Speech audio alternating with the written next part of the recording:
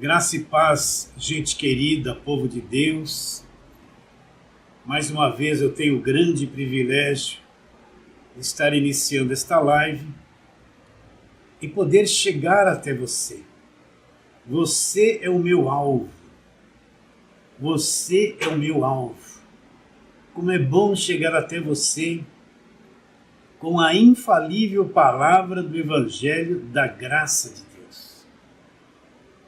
E eu sempre chego até você com grande expectativa, crendo que a cada live, a cada palavra que você ouve, o teu espírito vai recebendo revelação, você vai saindo cada vez mais da religiosidade e entrando com a mente renovada neste Evangelho da graça de Deus. Isto é a coisa mais preciosa que existe.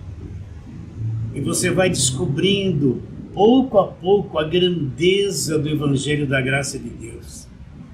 O poder de salvação que existe no Evangelho da graça de Deus. E você vai entendendo que a verdade é o Evangelho da graça de Deus. Quero ler aqui Romanos capítulo 1, versos que eu leio sempre aqui. Versos 16 e 17, onde Paulo fala: pois não me envergonho do Evangelho.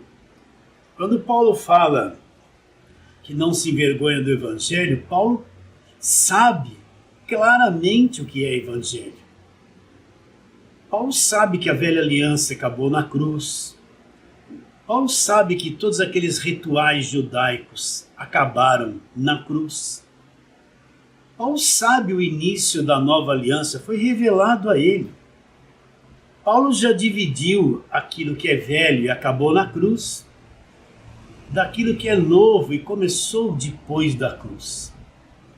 Então, quando Paulo fala, pois não me envergonho do Evangelho, apesar de Paulo ser um judeu que era e foi guardador da lei, foi rigorosamente guardador da lei, cheio de tradição, e ele teve que deixar tudo isso de lado. Paulo sabe que o Evangelho não tem nada a ver com a lei. Paulo sabe que o Evangelho não tem nada a ver com as coisas da velha aliança que foram dadas para os judeus, para o judaísmo. Paulo sabe que depois da cruz tudo começou novo. E você sabe disso, entende isso? Então Paulo diz: pois não me envergonho do Evangelho.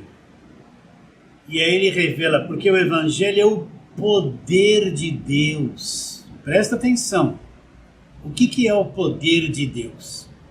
Se eu perguntasse isso para um pentecostal, ele ia dar uma rajada de línguas, tremer, rodear, sapatear, oh glória, aquela coisa toda. Ele diria: isso é o poder de Deus, porque na mente do pentecostal, o poder de Deus é gritaria, revelação, tremer o corpo, ter arrepio, sentir calor, oh, Deus está me revelando. Não, na ótica de Paulo isso não era poder de Deus, isso era o poder da carne. O poder de Deus, o Paulo diz que é o Evangelho. Então, quer entrar em contato com o poder de Deus? Você tem que entrar em contato com o Evangelho, ter conhecimento do Evangelho. Então, repetindo, pois não me envergonho do Evangelho. Por que, Paulo, você não se envergonha do Evangelho? Porque é o poder de Deus para a salvação de todo aquele que acredita. Então, Paulo diz que o Evangelho é o poder de Deus para a salvação do que acredita. Depois ele diz uma coisa interessante. Visto que a justiça de Deus se revela onde? No Evangelho? Onde é que se revela a justiça de Deus? A justiça de Deus não se revela na lei. A justiça de Deus não se revela na velha aliança. Onde é que se revela a justiça de Deus? Paulo diz, visto que a justiça de Deus se revela no Evangelho. Agora ele mostra uma coisa interessante, olha, de fé em fé, como está escrito, o justo ele vai viver pela sua própria fé. Então eu encontro no Evangelho a justiça de Deus, não a justiça das obras dos homens. Eu não encontro a justiça da lei no Evangelho, eu encontro a justiça de Deus.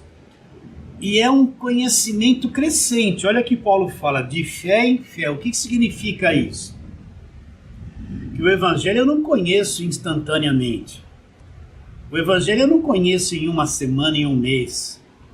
O Evangelho é uma estrada a ser percorrida de conhecimento que leva tempo. Eu vou conhecendo uma parte hoje, uma parte amanhã.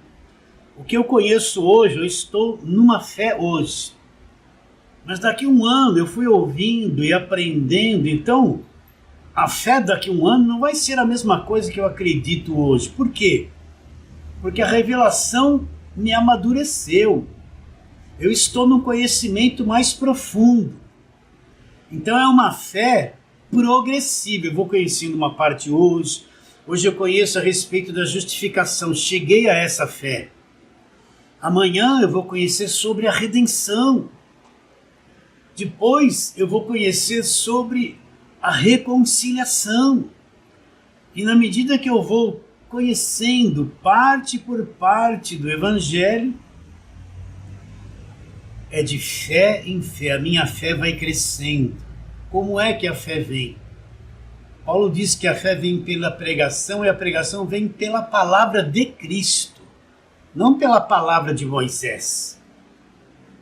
A pregação, o conhecimento vem pela palavra de Cristo. O que é a palavra de Cristo? É o Evangelho. Então ele diz que a fé vem quanto mais eu vou ouvindo a respeito do Evangelho. Então eu vou crescendo na fé, de fé em fé.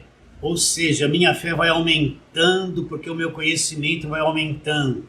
E quanto mais o meu conhecimento aumenta, mais a minha fé aumenta. É uma fé ligada a conhecimento. Não é essa fé que o mundo evangélico prega, que a pessoa crê na água, crê na rosa, crê numa chavinha de plástico. Disseram para ela que aquilo é a chavinha de plástico que ela tem que acreditar para ter a casa própria. Não é essa fé humana, ignorante do Evangelho da graça de Deus. Isso é uma fé tola. A pessoa acredita em água, a pessoa acredita em sal grosso, a pessoa acredita em rosa, a pessoa acredita na oração forte do líder, a pessoa acredita na água do Rio Jordão, a pessoa põe um copinho de água do lado da televisão, do rádio, para a água ficar uma água ungida para tomar e resolver os problemas. Não é essa fé que Paulo está dizendo, isso é uma fé ignorante. É uma fé produzida por mentira, que não é evangelho. A pessoa acaba acreditando nisso. Aí você vê a pessoa saindo de um culto com uma rosinha, olha só, ela não entende nada do evangelho. Ela está acreditando naquele botão de rosa que já é uma coisa morta, porque falaram para ela que aquilo é ungido e tem algum poder para libertar a família dela. Não é isso que Paulo está dizendo. Paulo está dizendo uma fé aliada ao conhecimento do evangelho, uma fé sábia. Uma fé, isso que é fé inteligente. Fé inteligente não é acreditar em campanha, em voto, em sacrifício. Apesar deles dizerem que isto é uma fé inteligente, não, isso é uma fé de tolo, de quem está cego. Né? Um dia desses, um tal de missionário pôs a mão num papel, desenhou a mão dele assim, tirou um montão de cópia e distribuiu na igreja, a mão dele desenhada num papel. E aí ia levar aquela xerox para casa e a pôr sobre as pessoas para elas serem curadas. Isso é uma tolice. Isso não é uma fé, isso é tolice, é ignorância. Você entende quando eu falo isso? Mas a maior parte acredita nessas coisas. Mas essa fé que o apóstolo Paulo está dizendo é uma fé ligada ao conhecimento do Evangelho. E ela é medida por aquilo que você conhece do Evangelho. Por isso ele fala de fé em fé. Então, quanto mais eu vou conhecendo o Evangelho, eu vou crescendo na fé. Eu vou enxergando coisas que eu não enxergava. Ele diz, de fé em fé, como está escrito. O justo, quem é o justo? É aquele que foi justificado por Jesus na cruz. Eu expliquei muito sobre justificação. Aquele que foi tornado inocente pela fé naquilo que Cristo fez. Aquele que foi justificado, ele não se esforçou para ser justo, porque ele sabe que não tinha condições de ser por obras. Mas ele entendeu que na morte de Cristo na cruz, naquele sangue derramado, ele foi justificado. Então este é o verdadeiro justo que Paulo fala. Como é que esse justo vai viver? Pela fé do pastor dele? Não. Pela fé do apóstolo, do suor? Não. Pela fé do bispo? Não. Ele não vai viver pela fé de ninguém, ele não depende da fé dos outros. Se tem uma coisa que a nova aliança mostra, é que todos nós somos independentes, apesar de estarmos ligados no Espírito uns com os outros. Na nova aliança mostra que cada um vai viver por aquilo que acredita. Você não vai depender de homem, depender de oração forte, depender de imposição de mãos. Você não vai depender de apóstolo, de bispo, você não depende de ninguém. Você depende daquilo que você acredita. Está bem claro isso? Esse justo, ele vai viver por aquilo que ele acredita. A tua vida vai estar naquilo que você acredita, e acredita no Evangelho da graça de Deus. Me alonguei um pouquinho nisso, né? Então, é uma alegria em poder chegar até você. Eu tenho esse privilégio de trazer a você essa infalível palavra do Evangelho da graça de Deus, porque a cada dia que isso cair dentro de você, e você tiver revelação, você se torna cada vez mais livre. Você vai ser uma pessoa que vai crescer na fé, crescer na graça, crescer no conhecimento. E você vai andar na verdadeira liberdade do Evangelho da graça de Deus, não depender de ninguém. E a consequência disso é que você conhecerá e conhece a verdade conhecida vai fazer de você uma pessoa livre, uma pessoa sem religiosidade, sem norma, sem regra, sem judaísmo, sem escravidão, sem campanha, sem voto, sem sacrifício, sem jejum, sem obras mortas. Livre, totalmente livre, que é isso que o conhecimento do Evangelho da graça de Deus nos proporciona. Mas vamos à palavra. Ah, já sei. Gálatas capítulo 3. Você vai falar assim, pastor, não aguento mais. Aguenta sim. Quanto mais a gente repete as verdades do Evangelho, que nem quando a gente era criança e decorava a tabuada, lembra? Chegava em casa, põe o dedo, 2 vezes 2, 4. Lembra disso? Pelo menos naquele tempo, há muitos anos atrás, mais de 50 anos atrás, né? 56 anos atrás era assim. Até hoje eu sei as tabuadas de cor. Assim é a verdade do Evangelho da graça de Deus. Não se preocupe em ouvir muita coisa ao mesmo tempo, você vai ficar confuso. Você vai ter um crescimento cheio de confusão. Você tem que pegar um ponto da palavra de Deus e trabalhar em cima dele até que ele se torne a tua própria vida. Por isso, conhecer o Evangelho da graça de Deus é uma coisa que requer paciência, mastigar bastante, ficar em cima de uma certa verdade, não é? Se você quiser comer tudo ao mesmo tempo, fica confuso, vai ouvir 10 pregadores da graça, aquele fala aquilo, aquele fala outro, aquilo fala outro, você vai ficar confuso, cheio de porquê, e você não vai amadurecer com saúde, você vai amadurecer confuso de um monte de coisa, vai demorar mais para amadurecer. Então, o Evangelho da graça de Deus tem que ser repetido certas verdades, porque ele não tem fim. Cada vez que você ouve versos que você já havia ouvido, eles se tornam novos, eles são tão profundos que não dá para esgotar o conhecimento que eles têm. Quanto mais você vai crescendo no espírito, no conhecimento, quando você volta no mesmo assunto, ele já tem um lado novo que você não havia visto ainda. Por isso eu estou aqui com paciência, né? Para repetir e repetir e insistir e repetir. para que todas as muralhas religiosas vão caindo da tua mente e você fique enraizado na verdade do Evangelho da Graça de Deus. Então,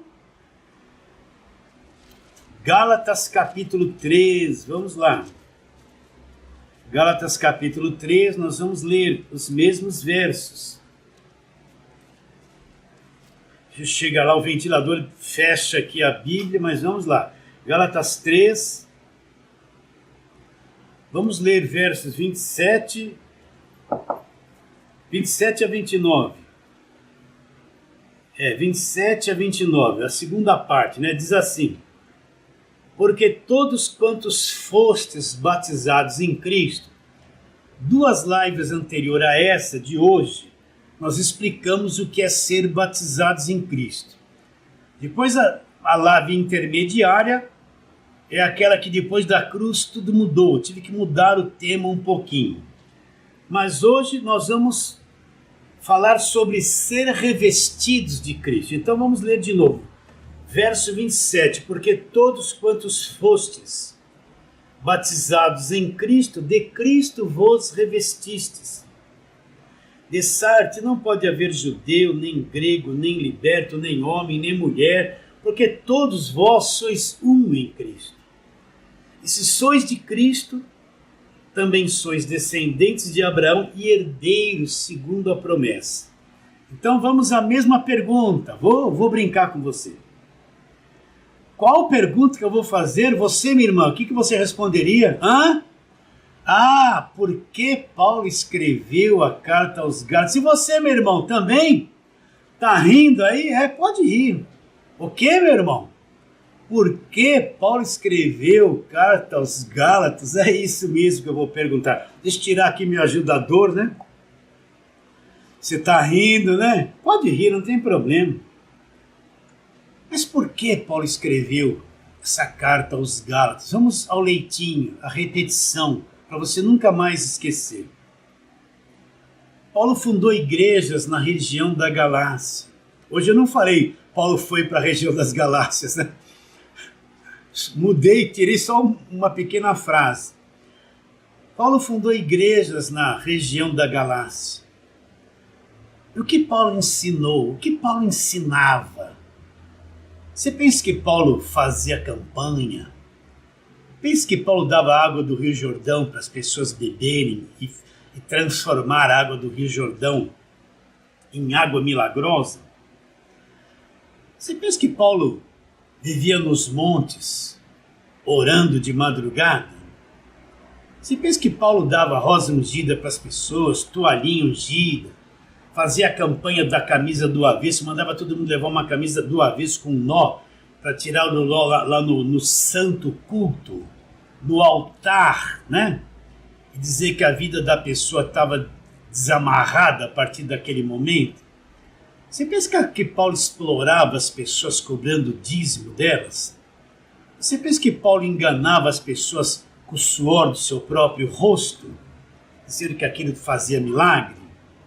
Você pensa que Paulo enganava as pessoas dando cimento da casa própria ungido, frasquinho com suco de uva, para as passarem nos umbrais da porta e dizer que aquilo era o sangue de Jesus? E tem essa também, um túmulozinho de plástico, o túmulo de Jesus. Até isso esse falso evangelho distribui. Você pensa que Paulo dava óleo para todo mundo passar óleo na testa para ser liberto, a unção da libertação? Não, Paulo tinha algo no coração dele, ele conhecia a verdade. A ele foi revelado o evangelho da graça de Deus. Quero ler aqui Atos capítulo 20, quando Paulo fala uma coisa poderosa, no verso 24, ele diz: porém nada considero a vida preciosa para mim mesmo. Então Paulo tinha um foco na vida dele, um alvo. E ele não considerava a vida dele preciosa para ele mesmo. Olha, eu quero que você pense nisso. Que às vezes a gente lê descuidadamente e não consegue entender a profundidade do que Paulo está dizendo. Todos nós amamos a nossa própria vida. Você não ama a sua vida? Todo mundo tem a sua própria vida como uma coisa muito preciosa. E é difícil você querer desprender-se da sua própria vida por um alvo do Evangelho. É dificílimo isso. Agora, olha o que Paulo conheceu, o que Paulo enxergou, o que foi revelado a ele. Foi coisa tão profunda que ele não tinha a vida dele como preciosa. Olha que isso é uma coisa difícil. Só quem enxergou muito, só quem teve muita revelação do Evangelho da Graça de Deus é que pode falar isso com propriedade. Falar isso sem esse entendimento é falar, olha, minha vida não é preciosa, é falar com leviandade. Mas quem enxergou o Evangelho da Graça de Deus, como Paulo enxergou? Quem teve revelação, como ele teve, escreveu 14 cartas, trazendo essa revelação para nós, por isso ele é o nosso verdadeiro apóstolo. Só quem viu muito pode dizer isso no Espírito, eu não tenho nada, a minha vida preciosa para mim mesmo. Agora, ela só seria preciosa como, Paulo? A gente pode perguntar. Ele diz, porém, em nada considero a minha vida preciosa para mim mesmo, contanto que complete a minha carreira. A vida só será preciosa se eu completar a minha carreira. E qual é a carreira que ele recebeu? Paulo não se fez apóstolo por conta própria. Hoje em dia você vê um monte de apóstolos que se fez apóstolo por conta própria. Ele se fez. Deus nunca chamou ele para ser apóstolo, mas ele se fez. Ele se autodenominou apóstolo, mestre, revelador. E se diz que é isso, mas não foi feito por Deus. Foi feito por ele mesmo, ele que se fez. Então Paulo diz, porém nada considero a vida preciosa para mim mesmo, contanto que complete a minha carreira. E qual foi a carreira que ele se refere aqui? O ministério que eu recebi do Senhor, para testemunhar ou pregar ou anunciar o Evangelho da graça de Deus. Então Paulo era rígido, era muito rígido naquilo que ele pregava do Evangelho da graça de Deus. Paulo não era alguém que trazia leviandade, que se autodenominava apóstolo. Pode ver que em várias cartas, ele, na sua saudação, ele diz assim, Paulo, apóstolo de Jesus Cristo, não por vontade do homem, mas por Deus, chamado por Deus. Várias vezes ele faz isso no início das suas cartas. Então, quando Paulo ia pregar o Evangelho da Graça de Deus, Paulo não tinha interesse financeiro na vida das pessoas. Paulo não tinha interesse que as pessoas ficassem se apegadas a ele. Paulo não tinha nenhum outro interesse a não ser falar a verdade e falar a respeito do Evangelho da Graça de Deus por a revelação que ele teve direto de Jesus Cristo. Paulo não tinha outra intenção, ele era um cara sério, rigoroso na verdade, um combatente pela verdade. Você entende quando ele diz, a minha vida não será preciosa se eu não cumprir o ministério que eu recebi do Senhor, pregar o Evangelho da graça de Deus. Sente o peso disso que eu estou te dizendo? Então, eu não estou aqui também com leviandade para pregar o Evangelho da Graça de Deus. Eu descobri o Evangelho da Graça de Deus ontem, hoje já estou aqui gravando um monte de vídeo e falando um montão de coisa, copiando dos outros. Não me interessa, eu nem ouço outros pregadores do Evangelho da Graça de Deus. Procuro ficar em cima da palavra e aquilo que Deus abriu meu entendimento eu vou falar. O que não abriu, eu não vou porque o outro fala, eu vou falar igual. Repetir as mesmas coisas. Você entende o que eu estou dizendo? É muito sério pregar o Evangelho da Graça de Deus, porque eu estou mexendo com vidas. Eu posso trazer uma palavra verdadeira ou uma palavra misturada e confundir aquela pessoa que é de Deus, que está se abrindo agora para o Evangelho da Graça de Deus. Então, pregar o Evangelho da Graça de Deus só por pregar, por leviandade, para querer ser alguma coisa, é muito enganoso isso. Pregar o Evangelho da Graça de Deus é uma coisa muito séria, meus irmãos. Deus está olhando o que você está falando. Ele está medindo o que você está falando. Ele está sabendo se você está ultrapassando o que Ele te mostrou só porque você quer que seja assim. ou se foi ele, ou se você está bem controlado por ele naquilo que ele te revelou. Então não pode pregar o Evangelho da Graça de Deus copiando um montão de coisa. Se não foi revelado aqui, fique quieto, não fale nada, não diga, não copie as coisas dos outros. Entende isso? Então Paulo foi fazer o que na região das Galácias? Ele foi pregar o Evangelho da Graça de Deus, fundou a igreja. O que ele ensinou? Ele ensinou tudo sobre a graça de Deus, tudo sobre a obra da cruz. Tudo que aconteceu na cruz, sobre o sangue derramado. Tudo que Jesus fez por nós e tudo que é da parte de Deus nos é dado gratuitamente. Ele ensinou Efésios 2,8, vou repetir até você memorizar. Porque pela graça sois salvos, mediante a fé. Isso não vem de vós, é um dom de Deus, não vem de obras. Não vem de obras, não vem de campanha, não vem de voto, não vem de sacrifício, não vem de vigília, não vem de monte, não vem de objetos orados, não vem por causa da roupa que eu uso, não vem por causa dos envelopes. Os envelopes. Não, porque pela graça sois salvos mediante a fé. Isso não vem de vós, é um dom de Deus, não vem de vós. Essa fé que você teve não veio de você. Essa fé que você teve não veio de você. Essa fé que levou você a acreditar em Cristo e começar no Evangelho não veio de vós, é um dom de Deus. Deus que injetou isso no seu coração. Deus que pôs esta fé no seu coração, tudo vem dele. Por isso que a salvação não é por obras. Pela graça sois salvos, estou até enrolando a língua. Fala muito, a língua cansa, né? Porque pela graça sois salvos mediante a fé. Entra comigo nisso, porque pela graça sois salvos mediante a fé. Não precisa fazer nada. Não tem uma obra como eu possa fazer que lhe dê condições de salvação. Agora olha o que Paulo fala. Porque pela graça sois salvos mediante a fé. Ele acaba com a arrogância da carne. Isso, essa fé, não vem de você. Não vem de vós, não foi você que produziu. É um presente, é uma dádiva de Deus. Não vem de obras. Não vem de nada que eu possa fazer. Pastor, eu vou toda sexta-feira à noite dar comida lá debaixo da ponte para os pobres. Muito bom, continua fazendo isso. Mas isso não vai te salvar de nada. É uma boa obra. Ah, pastor, eu visito uma vovozinha lá no orfanato, levo uma roupinha para ela, muito bonito. Continua fazendo isso. Mas você não vai ser salvo por causa disso. Ah, pastor, eu sou obreiro da igreja, eu limpo os banheiros, limpo os bancos. Quando falta papel higiênico, eu ponho do meu próprio bolso, porque o dízimo, tudo que eles receberam lá, sumiu.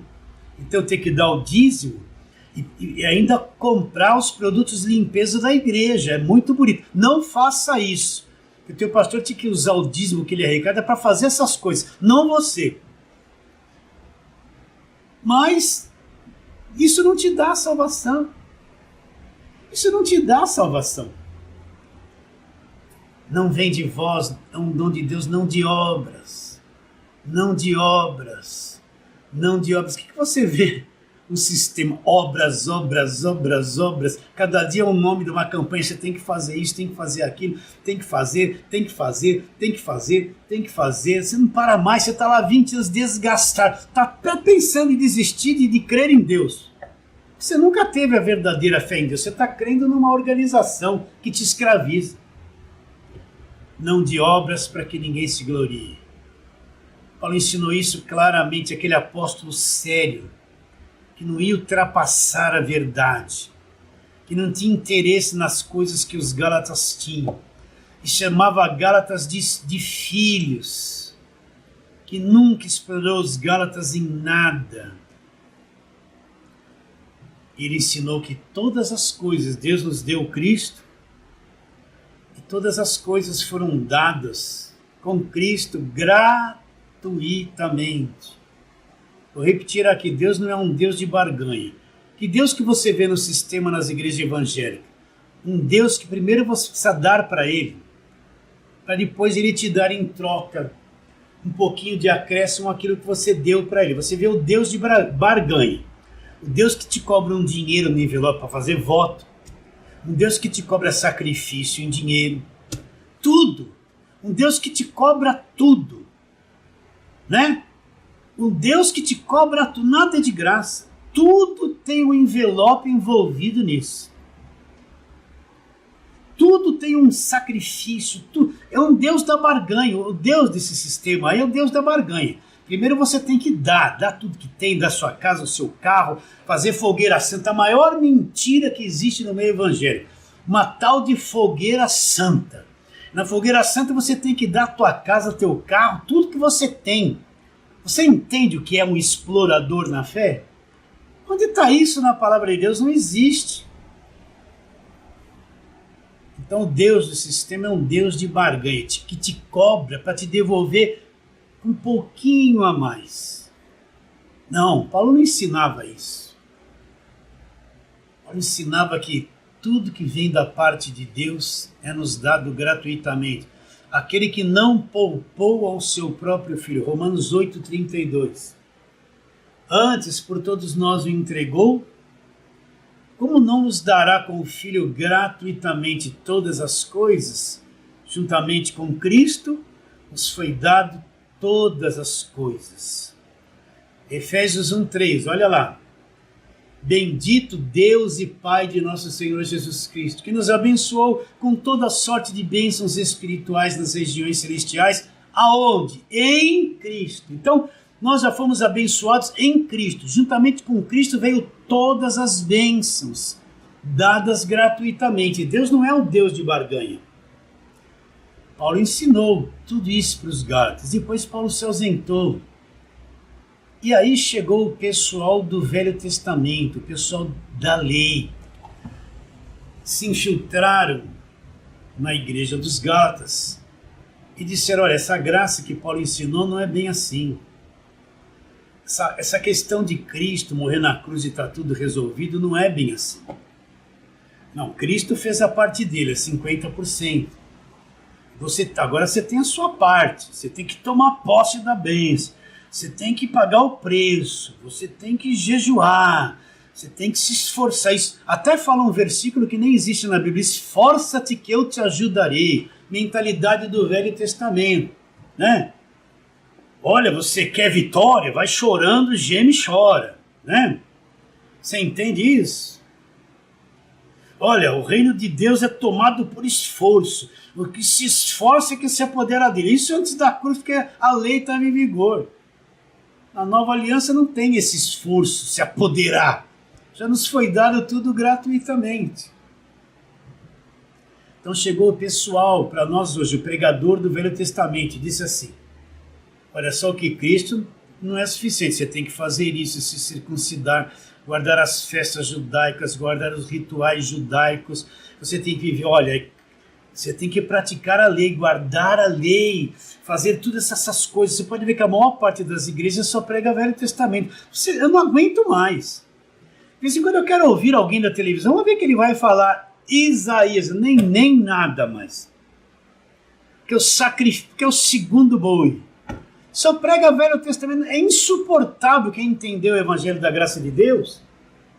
Está num lugar que só prega Velho Testamento, porque ele já entendeu a verdade, ele já é livre. Ele vai falar, Josué, procura fazer tudo quanto está escrito na lei. Dela não te desvie nem para a direita nem para a esquerda, aí você vai ser bem sucedido. Eles pegam esse texto para quem vai entrar na terra prometida, nem entrou.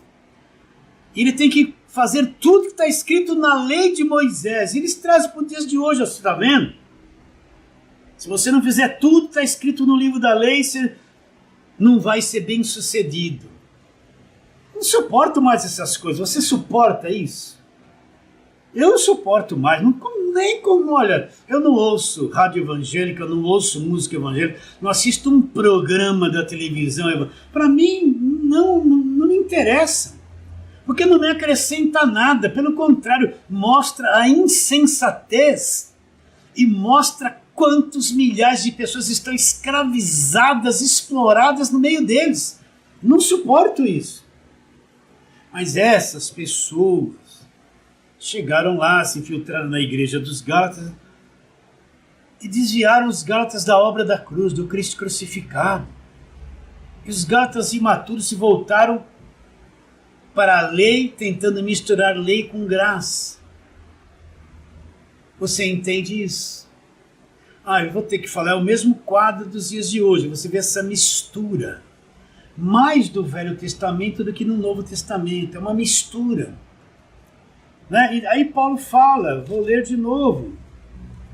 Gálatas 1:6, admira-me. Paulo ficou admirado. Paulo, aquele apóstolo cuidadoso, pregou o evangelho da graça, fez tudo direitinho. Ficou admirado que não demorou muito, chegou o pessoal da lei para trazer escravidão.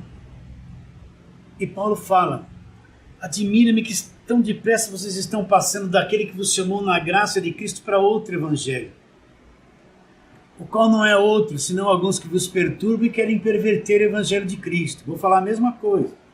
Então, na ótica de Paulo aqui, de acordo com Gálatas 1, a partir do verso 6, o que é o evangelho pervertido? É quando eu trago o judaísmo e misturo com o cristianismo. É quando eu trago todas aquelas práticas do Velho Testamento e quero misturar com a graça de Deus, com o evangelho, e faço essa mistura e fico mais no Velho Testamento. Isso é o evangelho pervertido que o apóstolo Paulo fala aqui. Misturar lei com graça. Não se mistura, que nem óleo e água, não se mistura. E quem são os perturbadores? Esses que fazem isso. Pode ver, meu irmão, olha aqui para mim, vou falar pela 30ª milésima vez. Todo lugar que põe o jugo do Velho Testamento na cabeça das pessoas, você pode ver que as pessoas não têm certeza de salvação. Elas são tudo perturbadas. Preciso jejuar. Preciso pagar o preço. Eu tenho que fazer minha parte. Elas são perturbadas, elas não têm paz. Presta atenção. Você tem familiar, você que entendeu o Evangelho da Graça de Deus. Vocês têm familiares que estão lá? Como é que eles estão em guerra? Estão perturbados. Eles veem diabo em tudo. Principalmente se você vai nessas igrejas da televisão que só fala, e até entrevista o diabo no microfone. Eles veem diabo tudo é uma guerra, tudo é uma luta. Quem são os perturbadores? São esses que trazem a velha aliança. É misturar com o evangelho e põe medo. As pregações deles são pregações de medo, de cobrança, né? De sacrifício, cobrança o tempo todo, medo o tempo todo. Falam mais do diabo do que no nome de Jesus Cristo. Esses são os perturbadores. Foge desses lugares. De vez em quando alguém fala assim, pastor, aqui na minha cidade, eu ainda não tenho um pregador do Evangelho da Graça de Deus, te acompanho pelo YouTube, estou crescendo muito, né? Mas eu sinto uma falta de congregar. Sabe o que eu falo? Vai lá, você está entendendo o Evangelho da Graça de Deus? Faz assim, vai um dia em cada igreja, vai um pouquinho naquela igreja, ouça o que eles pregam. Você vai ver que você que entende o Evangelho da Graça de Deus, quando eles abrirem a Bíblia, Isaías, Gideão, o rei Ezequias, a prosperidade de José, entende? O sacrifício. Quando eles abrirem a Bíblia e começar a pregar, vai te dar um mal-estar, porque você entendeu a verdade e você tem o véu tirado do seu coração. Você não vai suportar. Aí vai levantar aquela irmã no culto, a reveladora. Você não vai suportar, você já está livre de tudo isso. Aí vai ver o pastor lá, aleluia, aleluia, glória a Deus, estou vendo o anjo aqui, você não vai suportar mais isso. Por quê? Porque você está livre de tudo e vocês vão ver o véu que está lá. Eu falo isso, vai lá, né? Entende o que eu estou dizendo? Então esses são os perturbadores. Aí Paulo fala, mas ainda que Paulo dizia assim, olha, se eu um dia começar a pregar tudo errado do que eu preguei, diferente, e aparecer diante de vocês o anjo do céu que vai além das coisas que nós temos pregado, que é o Evangelho da Graça de Deus, Paulo fala assim, seja anátema, maldito. Por isso que eu falo, Você ouve as pregações do Evangelho da Graça de Deus, o parâmetro, a medida, são as cartas de Paulo. O que sai disso para lá ou para cá, você tem que tomar muito cuidado em ouvir, porque saiu do parâmetro. Paulo deixou, ainda que nós, o mesmo anjo vindo do céu, nos pregue coisa que vai além do que temos pregado. Seja anátema. Aí já se foi o tempo. Eu não saí, nem entrei nos versos que precisava entrar. Mas vamos lá, hoje nós vamos falar um pouquinho sobre ser revestidos de Cristo. O que é ser revestidos de Cristo? Porque todos quantos fostes batizados em Cristo, de Cristo vos revestis. O que é ser revestidos de Cristo? Está na Bíblia isso? Está. E é uma coisa gloriosa. Uma coisa sobrenatural profunda. Eu lembro que eu tinha um sofá muito bom lá em casa, um sofá e uma poltrona bonita. Só que eles estavam muito velhos, os tecidos que cobriam estavam velhos, a espuma, eles já estavam com aqueles fundos, o braço deformado. Eu estava sem dinheiro para comprar um sofá novo. E eu conheci como é que chama aquele lá? Tecelão, não. Esqueci, aquela pessoa que reforma sofá, né? Eu conheci um lá e ele falou, não, o meu serviço é garantido. Vou trocar tudo que ele tem por tecidos novos, espumas novas. Escolhe aqui um tecido. Ele mostrou lá vários tecidos. Minha esposa viu um bonito, cheio de flor. Eu pensei comigo assim, não, essa coisa não vai vir bem. Mas era o que dava para fazer no momento. Entreguei lá o sofá velho. Depois de um tempo ele falou, está pronto, nós fomos a buscar. Quando eu olhei aquele... Veja bem, eu entreguei uma coisa velha, com tecido velho. Espuma já viciada no assento afundado, braço. Pastor, eu só teve um sofá assim, mas o que eu posso fazer? Tive. Pastor é rico? Não. Sou rico na fé, no Evangelho da Graça de Deus. Né? Tá bom? Aí vai dizer, ai pastor, não fala isso, a velha confissão positiva. Não. A gente tem que falar a verdade. Mas quando nós chegamos lá e eu vi o que ele fez, não era a mesma coisa. Ele pôs uma espuma nova, ele deu um capricho nos braços redondos do sofá, no encosto, pôs uns botões que não existiam. Aquilo foi revestido de um material novo, de uma coisa nova. Aquilo é como se eu tivesse comprado algo zerinho, novinho, vindo da fábrica na hora. E aquilo com aquela cor clara mudou o ambiente, mudou tudo. O que aconteceu com aquele sofá? Ele foi revestido de um material novo, revestido de algo novo, de espuma nova, de tecido novo. Ele foi revestido. Se tornou totalmente novo. Você entende isso? Aí você pode perguntar, mas pastor, então o que é ser revestidos de Cristo? Né? Então vamos trabalhar isso com calma, talvez o vídeo fique um pouquinho longo. E vamos trabalhar, vamos abrir lá em João, capítulo de número 3. João, capítulo de número 3. Quero ler lá aquele encontro que Jesus teve com um homem muito religioso e de muito conhecimento.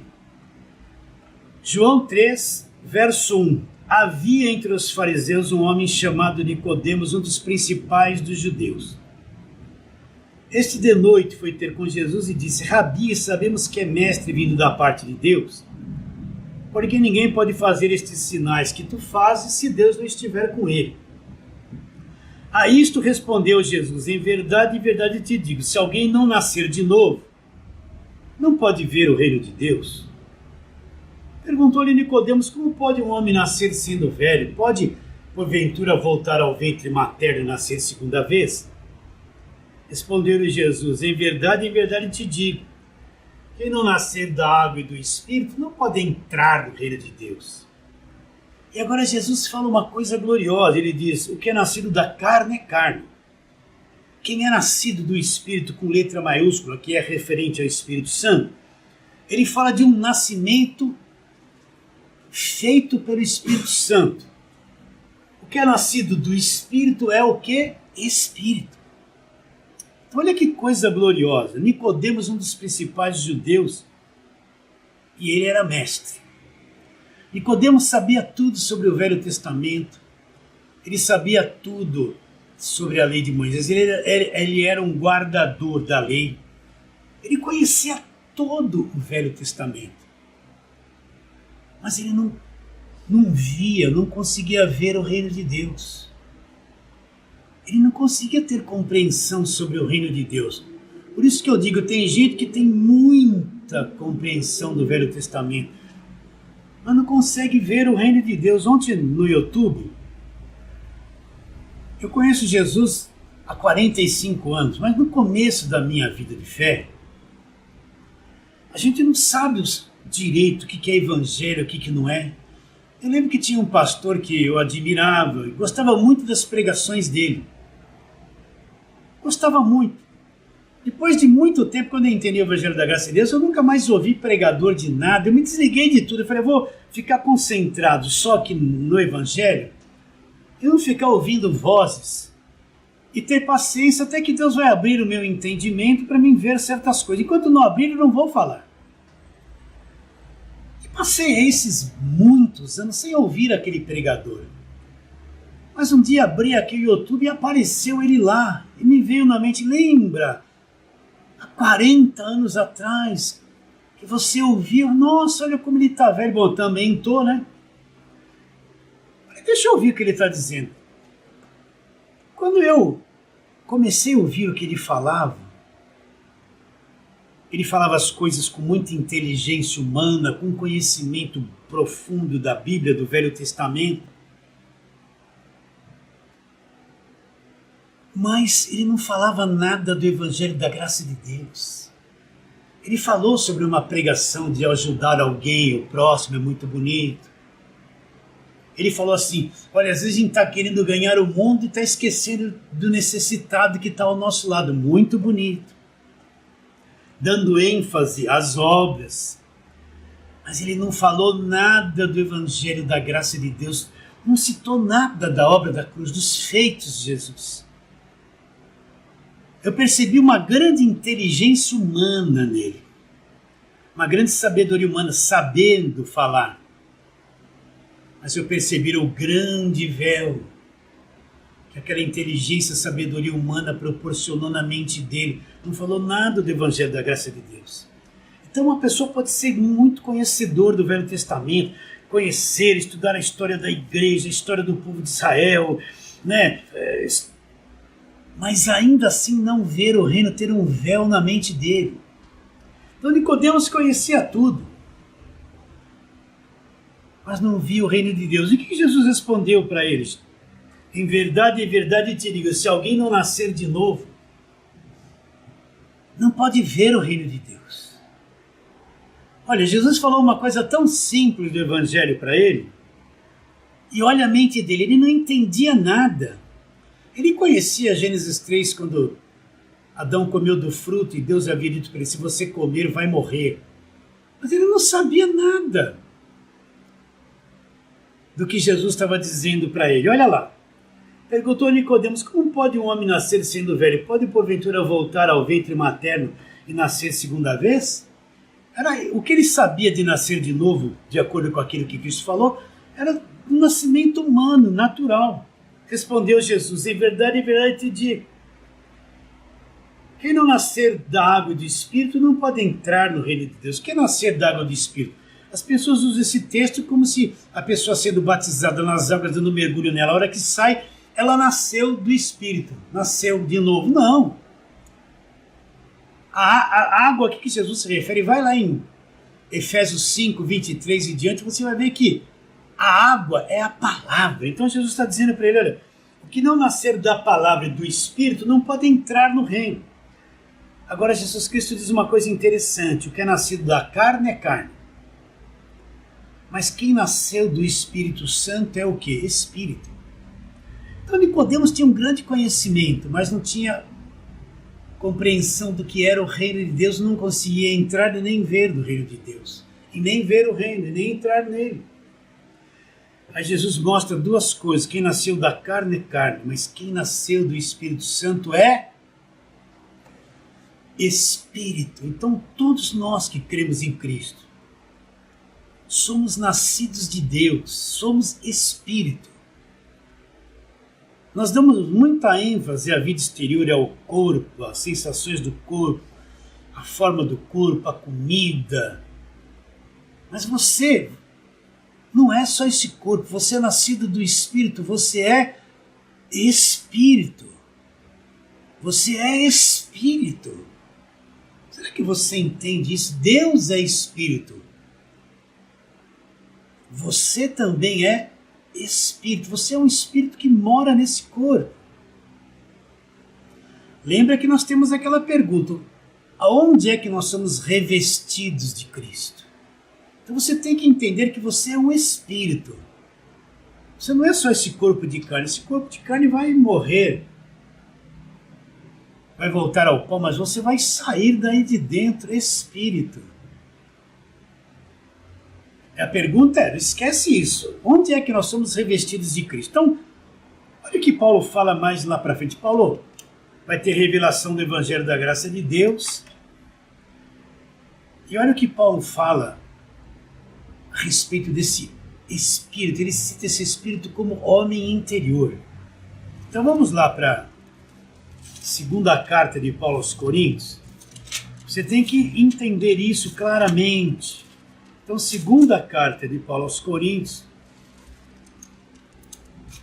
nós vamos chegar lá no capítulo 4. Você é muito mais que esse corpo.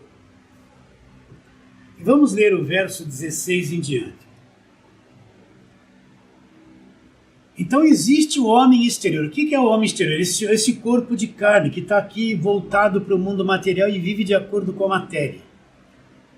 Mas também existe um homem interior. Paulo mostrou muito isso sobre o homem exterior e o homem interior, dando a entender que são dois, um externo e um interno. Mas que a nossa verdadeira identidade, aquilo que somos, nós somos o homem interior. É aquilo que Jesus disse para Nicodemos: o que nasceu do Espírito é o quê? Espírito. Então nós somos Espírito, nascidos do Espírito. O que é esse nascer do Espírito? É o momento que você acordou, creu em Cristo e foi despertado para o Evangelho da Graça de Deus. Você poderia ter sido religioso, crente 20 anos, mas um dia você entendeu o Evangelho, você brotou, acordou, foi despertado no Espírito, é Espírito. Isso é que ser nascido do Espírito. Você tirou o véu de toda aquela religiosidade. Então, Paulo diz: o homem exterior, esta carne, este mundo exterior, e o homem interior. Por isso não desanimamos, pelo contrário, mesmo que o nosso homem exterior se corrompa, contudo o nosso homem interior se renova de dia em dia. Porque a nossa leve e momentânea tribulação produz para nós eterno peso de glória, acima de toda comparação, não atentando nós nas coisas que se veem, mas nas que se não veem. Porque as que se veem são temporais, as que não se veem são eternas. Então o que Paulo está dizendo? Ele está dizendo que duas coisas acontecem simultaneamente com cada um de nós. Nosso homem exterior está se corrompendo. Quando ele fala se corrompendo aqui, não é questão de pecado, é questão de envelhecimento. Você pode ver que você está ficando velho, o seu rosto está tendo uma afeição de velho, o seu corpo já não é mais o mesmo, a sua pele vai envelhecendo, não é? E você está se corrompendo, essa nossa carne está secando, envelhecendo, se corrompendo, se fragilizando. Ele diz, mesmo que o nosso homem exterior, olha, o homem exterior, ele está dividindo, se corrompa. Agora ele diz uma coisa extraordinária, ele está dizendo, o nosso homem interior, que é o nosso espírito, ele está se renovando. O que é estar se renovando? que o conhecimento vai chegando a ele, e ele está saindo do sono, ele estava dormindo lá, desde quando você nasceu. Agora ele foi despertado, ele nasceu do Espírito pelo conhecimento do Evangelho. Então ele está se renovando, a verdade vai chegando dentro dele e vai despertando ele do sono, vai despertando. É isso que o Evangelho da Graça de Deus faz. Você vai sendo despertado. A Bíblia é aquela que você carregou na mão há tanto tempo. Leu tantas coisas, mas foi despertado pelo Evangelho da Graça de Deus. Mesmo que o nosso homem exterior se corrompa, contudo o nosso homem interior, ele vai se renovando, ele vai acordando, o teu espírito vai acordando do sono. Só o Evangelho da Graça de Deus é que faz isso.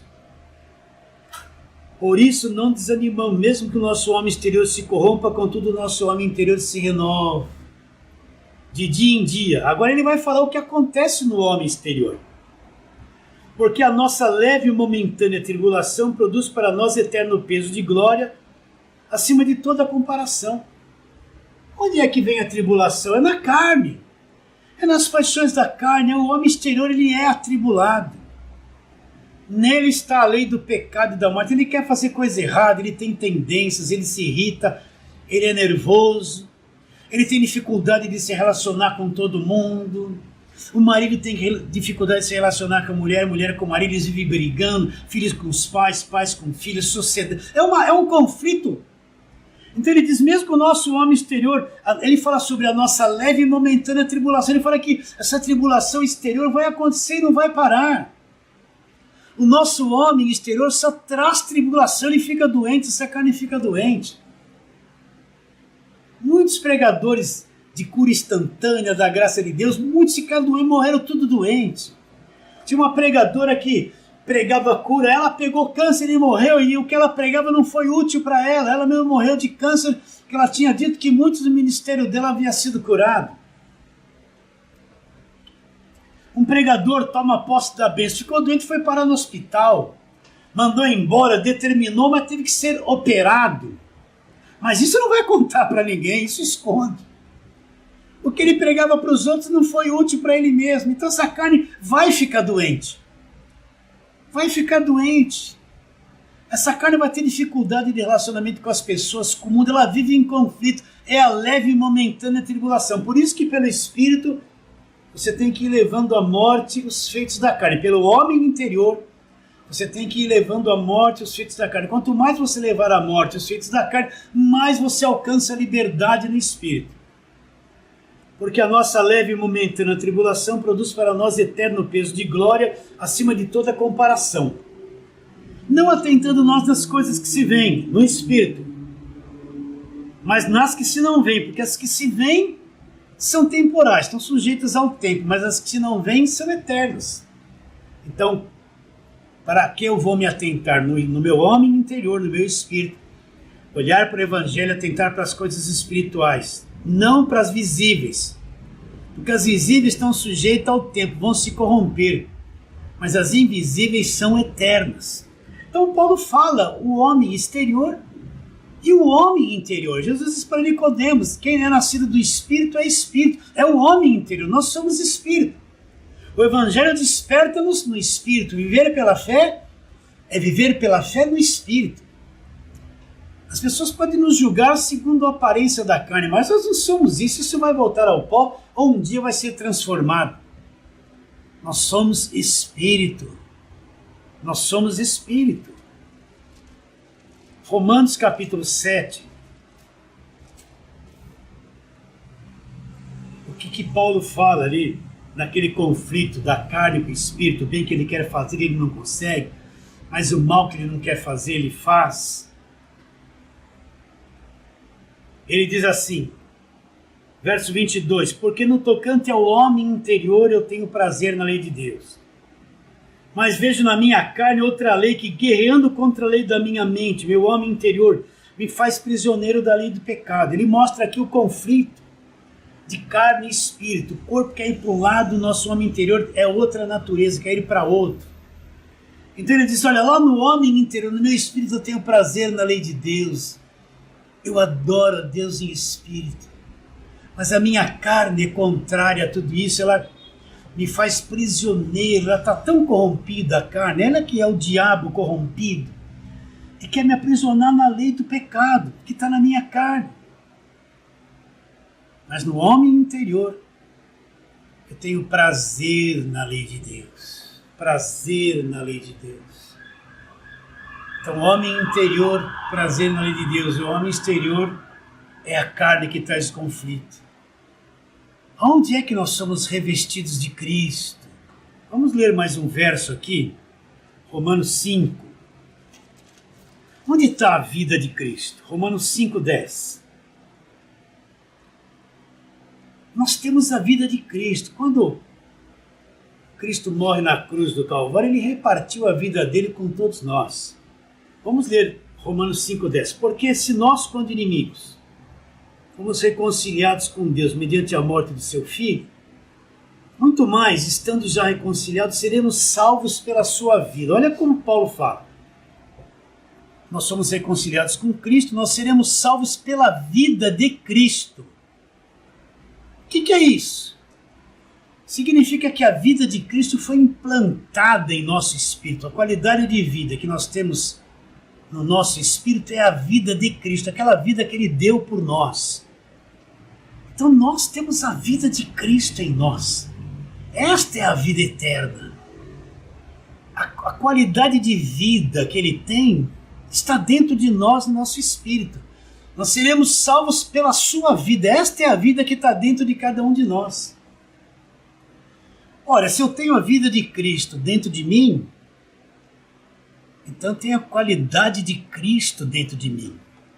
Se a mesma vida que eu tenho aqui no meu espírito é a vida de Cristo, então Cristo está em mim, a vida dele está em mim, Cristo está em mim. Então onde é que eu fui revestido de Cristo? Nós somos revestidos de Cristo no espírito. A mesma vida que Cristo tem agora, eu a tenho no meu espírito e você no seu. É a vida eterna. Como é que Cristo pode estar em nós? Por acaso é uma pessoa que saiu de lá e entrou em mim, está dentro de mim? Não. Como é que Cristo habita em mim? Ele habita em mim pela vida que Ele pôs em mim. A vida que Ele pôs em mim é a vida dele. Então onde é que eu fui revestido de Cristo? Eu fui revestido de Cristo no meu espírito. Onde está a vida de Jesus? Você entende?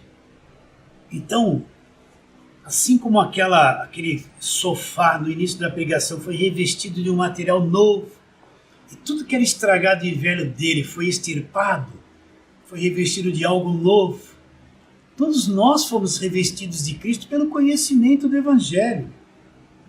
A qualidade de vida que está em nós agora é a vida de Cristo. Cristo está em nós pela vida que nos foi dada. Então o nosso homem interior é eterno, ele tem a vida de Cristo. Ele foi revestido de Cristo. Você entende isso? Será que você entende isso? Ai, pastor, mas eu sinto tantas coisas estranhas. Eu também, minha carne mente todo dia. Minha carne quer que eu fique preocupado. Por exemplo, nós não iniciamos o culto aqui na igreja ainda devido à pandemia. Agora em março vai fazer um ano.